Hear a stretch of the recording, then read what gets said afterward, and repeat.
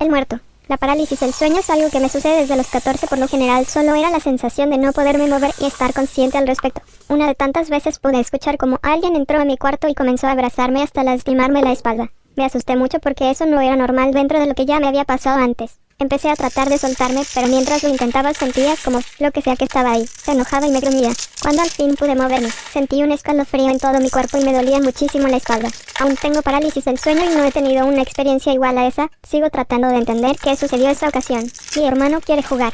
Cuando tenía unos 8 años, me gustaba mucho jugar con Lego Blocks. Armaba grandes torres para luego derrumbarlas. Una de esas veces, ya habiendo tirado otra de mis torres, me aburrí de estar en mi cuarto y fui a pedirle permiso a mi mamá para salir a jugar. Ella me dijo que me dejaría una vez que recogiera los bloques que había dejado en el piso. Entonces yo me giré para regresar a mi cuarto, pero me detuve porque mi hermano, de 5 años, estaba en mi cuarto, recogiendo los juguetes por mí. Había encendido la luz, estaba callado y se veía muy concentrado en lo que hacía. Volteé con mi mamá otra vez y le dije, mi hermano ya lo está haciendo por mí, como a lo que ella se asomó, observó mi puerta muy desconcertada por un par de segundos y dijo, ay, no hay nadie, tu hermano está afuera jugando.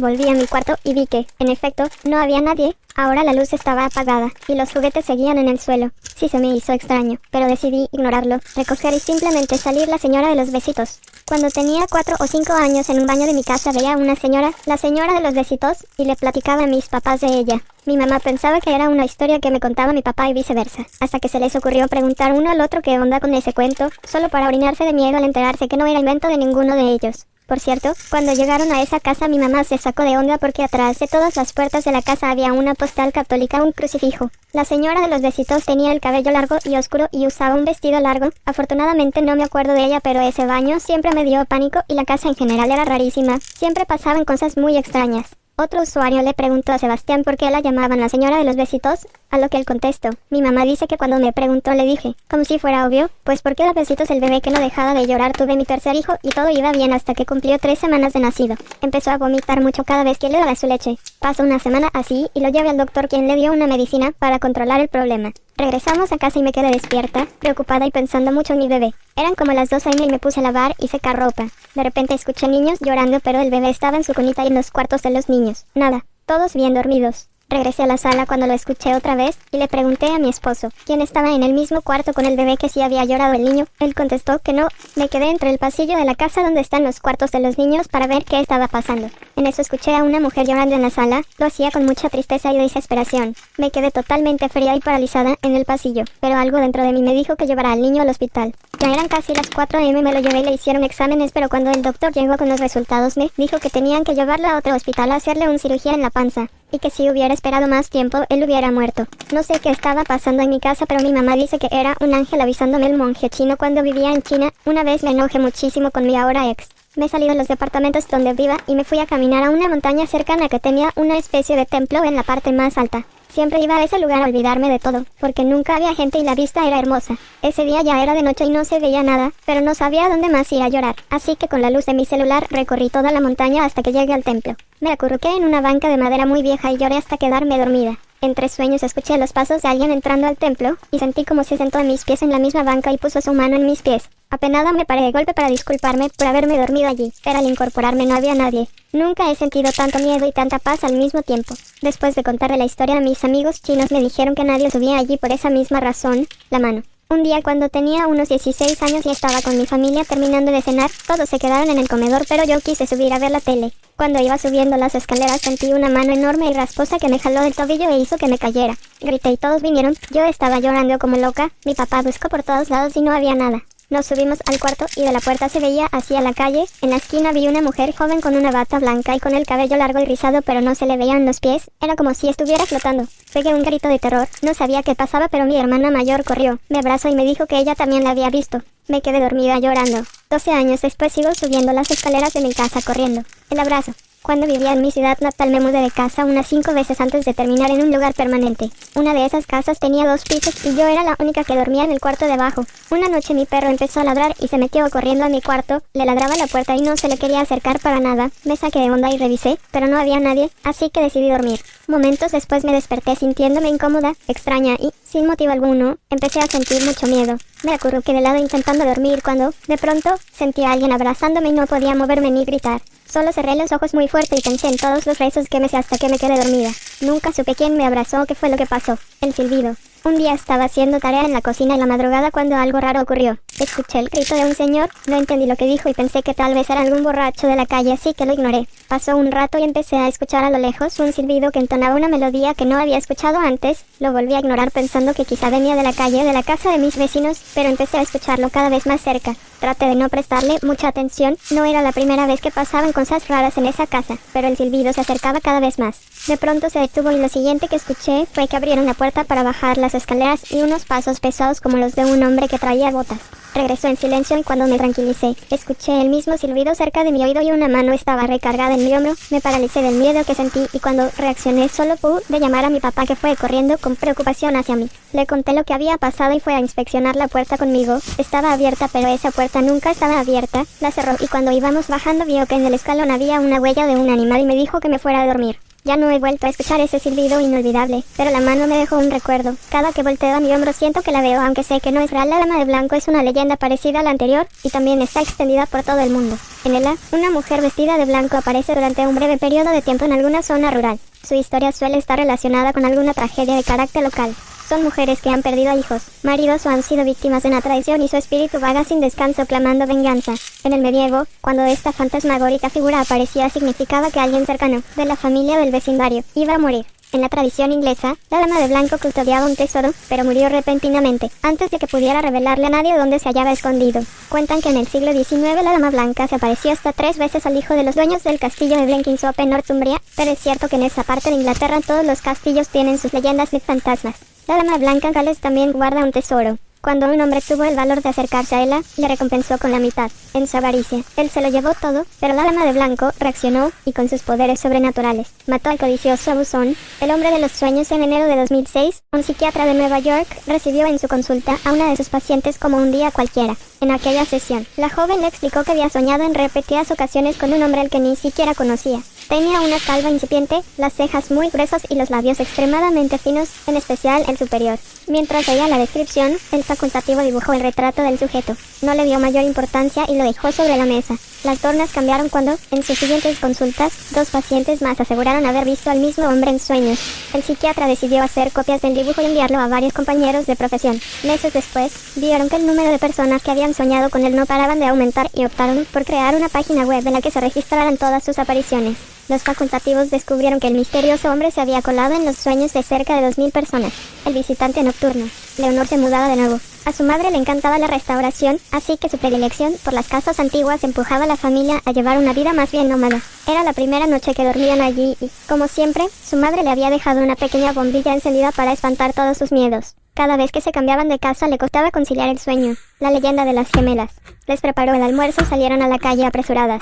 Como cada día, llevaba a sus hijas gemelas al colegio. Caminaban tarareando una canción y cogidas de la mano cuando el teléfono sonó desde su bolso. Era del trabajo. Respondió rápidamente y su interlocutor le pidió que acudiera de inmediato a la oficina. Había ocurrido algo grave, así que decidió que las niñas continuaran solas. Conocían bien el camino. Las besó en la frente y emprendió la ruta de vuelta. Solo dio 20 pasos. A sus espaldas, el ruido de un fuerte golpe seguido de un frenazo hizo que volteara la cabeza con una expresión de horror en el rostro. Los cuerpos de las 2 pequeñas yacían inertes bajo un camión. Todavía estaban cogidas de la mano las sogas. Silvina Ocampo a Antoñito López le gustaban los juegos peligrosos, subir por la escalera de mano del tanque de agua, tirarse por el tragaluz del techo de la casa, encender papeles en la chimenea. Esos juegos lo entretuvieron hasta que descubrió la soga vieja que servía otrora para atar los baúles, para subir los baldes del fondo del aljibe y, en definitiva, para cualquier cosa. Sí, los juegos lo entretuvieron hasta que la soga cayó en sus manos. Todo un año, de su vida de 7 años, Antoñito había esperado que le dieran la soga. Ahora podía hacer con ella lo que quisiera. Primeramente hizo una hamaca colgada de un árbol, después un arnés para el caballo, después una liona para bajar de los árboles, después un salvavidas, después una horca para los reos, después un pasamano, finalmente una serpiente.